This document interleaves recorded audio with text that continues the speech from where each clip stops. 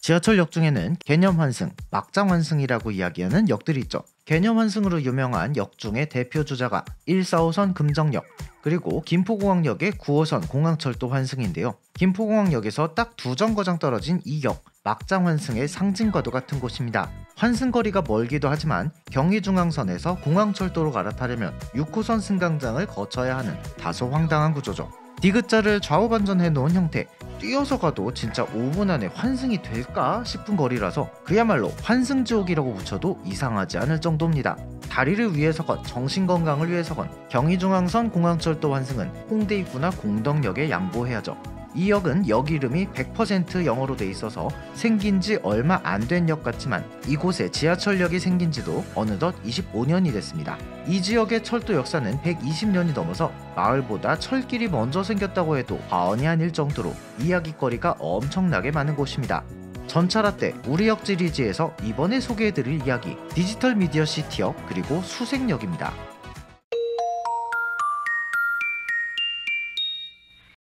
안녕하세요, 전차라떼입니다. 이 지역에 철도가 들어온 건 1905년입니다. 용산에서 개성, 평양을 거쳐 신의주로 향하는 경의선 철도인데요. 처음에는 철길만 지나다가 3년 후인 1908년 마침내 기차역인 수색역이 문을 엽니다. 수색역 앞으로 사람들이 점차 모여 마을을 형성하는데요. 이게 현재의 수색동 시가지가 됩니다.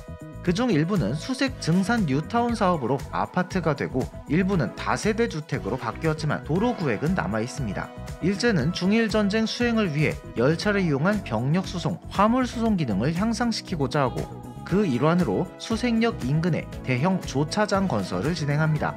조차장은 승객이 탑승하는 객차, 화물을 싣는 화차를 떼었다 붙였다 하는 곳인데요. 대표적으로 대전 조차장과 제천 조차장 등이 있죠. 하지만 이 조차장 공사가 미처 끝나기 전에 일제가 패망합니다.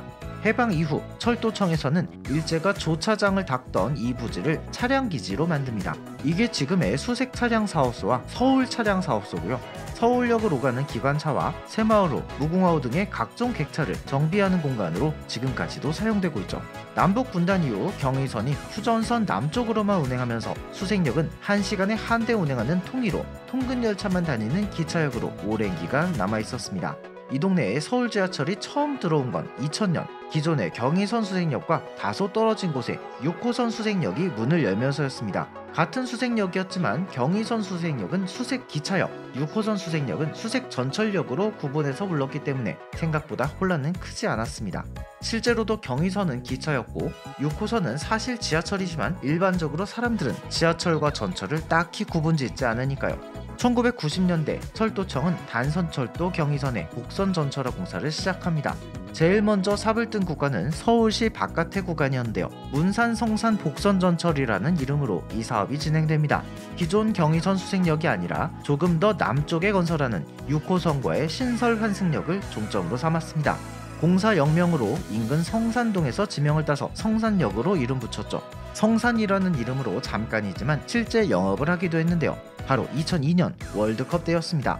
성산 임시승강장이란 이름으로 상암동 월드컵 경기장에서 경기가 열렸던 5월 30일과 31일, 6월 13일과 25일 총 4일 동안 셔틀 열차가 운행을 했습니다. 수색역부터 성산 임시승강장까지 딱 한 개역만 운행하는 열차였죠.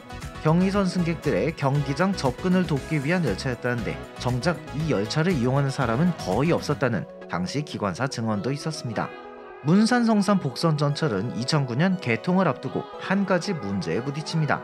바로 서울 쪽 종점, 새로 생기는 환승역의 이름 때문이었는데요. 6호선 수색역과 환승되는 이 역을 수색역으로 하기엔 이미 경의선 수색역이 눈을 시퍼렇게 뜨고 있는 겁니다. 그 전까지 한쪽은 기차역, 한쪽은 지하철역이었기 때문에 문제가 없었지만 경의선이 전철이 되면서 꼬인 거죠. 경의선 수색역은 수색동의 중심이자 터줏대감이었고 6호선 수색역은 지리 특성상 수색동에서 서울 다른 지역으로 가는 길목 그 자체였습니다. 두 역 모두 나름의 명분을 갖고 있었죠. 반면 경의선 공사역명이었던 성산이란 이름을 쓰기엔 애매했습니다.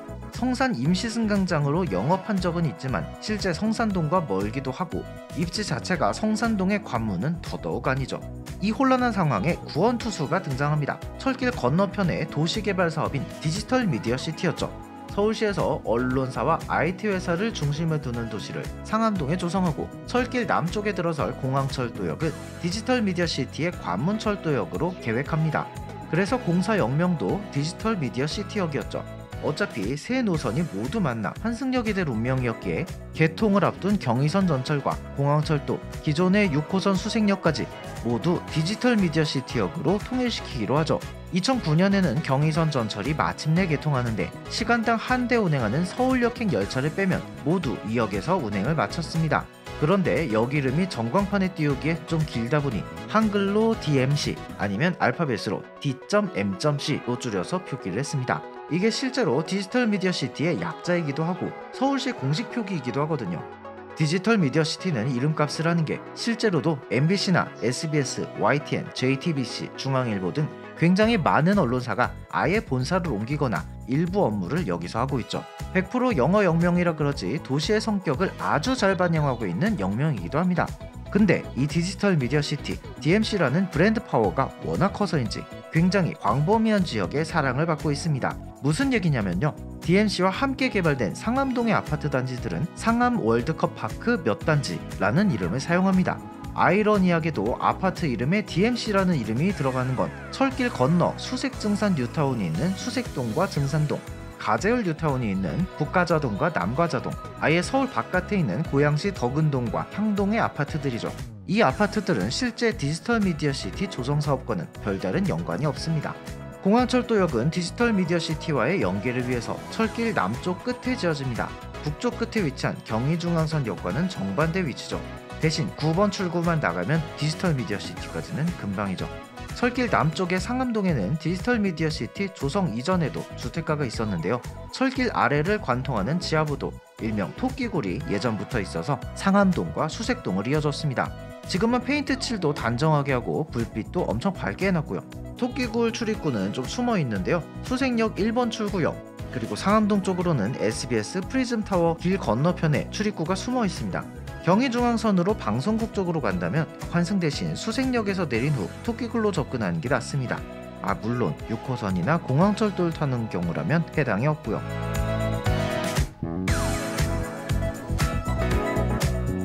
그러면 경의중앙선과 공항철도 간의 환승 통로를 짧게 만들 계획은 없느냐? 계획이 있기는 합니다.